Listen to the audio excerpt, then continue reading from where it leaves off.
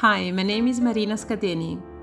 Holistic to your personal practice is a way to accompany you to strengthen or create your own personal practice to fully live your life.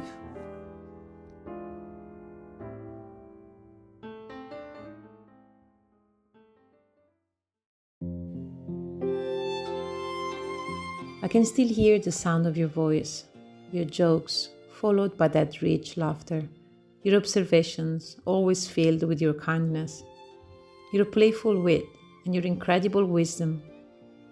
Every conversation with my Canadian father, my father of the heart, as I like to call him, was a walk in spring, among trees and fresh flowers, a path that nourished my soul.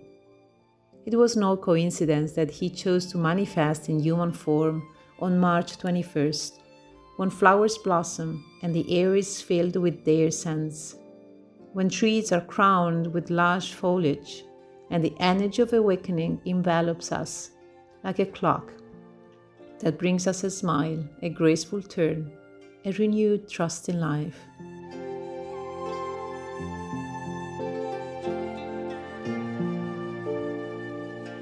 As the sound of your voice echoes in my ears, I feel a pang in my heart.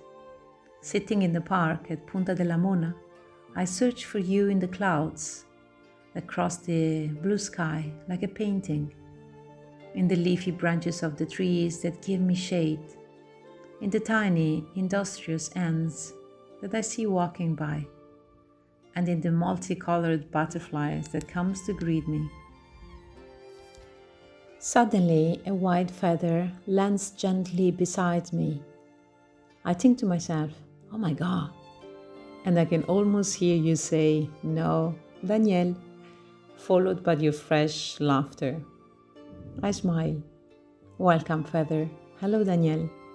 Thank you for coming to visit me. I already missed you. You know, today I'm sad because I can't call you. The feather replies, I'm here now. Tell me everything.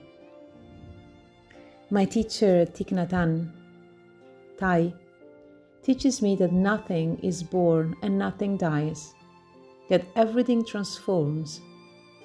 When the conditions are there, a manifestation occurs. And when those conditions cease, that essence can no longer manifest in a body, and we say that it dies. But in reality, it simply takes another form. We suffer when we lose a loved one, because we think that he disappears forever, that he ceases to appear. But in reality, they do so in other forms. I realized then that I need to learn another language to communicate with Danielle, a language that goes beyond space and time and brings me closer to my true nature. Thai says that the wave of the sea smiles when it is born, but it also smiles when it dies, because it knows it is the water, and that by dying it joins that immensity. We suffer because we don't truly know who we are. Our knowledge remains very superficial. We suffer because we don't remember who we really are, or who the beloved one who is leaving this body really is. The part of us, the soul, that remembers who we truly are, rejoices at the waves' return to the immensity of the sea. But Marina, who loved her Canadian father so much, suffers from not being able to hear his voice anymore.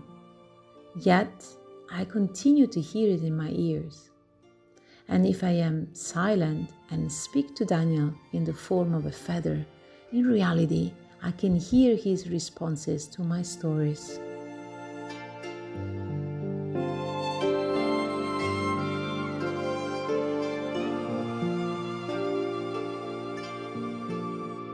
This summer in Plum Village, a nun during a Dharma talk told us that she really enjoys spending time with babies who come at the retreats with their parents, because they still remember where they came from and who they truly are. She said, I love watching them and spending a little time with them, asking, who am I really? Where do I come from? I remember when my son was a newborn, his gaze was attentive and profound. He seemed to see so much more than my sight could reach. He could look into my eyes and seemed to read my soul, my true essence, and communicate with it in a silent, present language. The disappearance of the body, therefore, becomes an opportunity to find our way home. I am so much more than this body, and Danielle is so much more than that body which has grown tired and weary. But my human part, which wants to grasp and hold on to everything forever, forgets the impermanence of all things. He forgets that savoring every moment and living the present with joy is the only way. And it suffers this loss. So I embrace this sadness.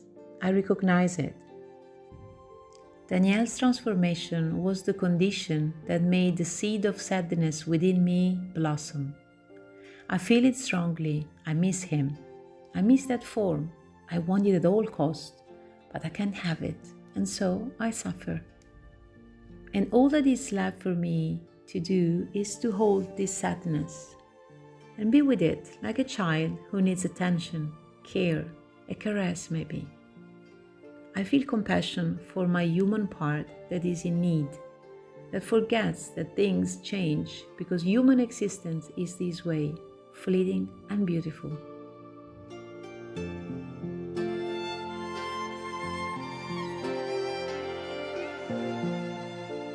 And I believe it is this way precisely because it invites us to be attentive and present here and now, to savor every moment and to remember our union with something much greater. So what do you think, Danielle? The feather moved by the wind begins to twirl in front of me, light and without resistance, in a graceful dance. And I can almost hear one of his enjoyable laughs.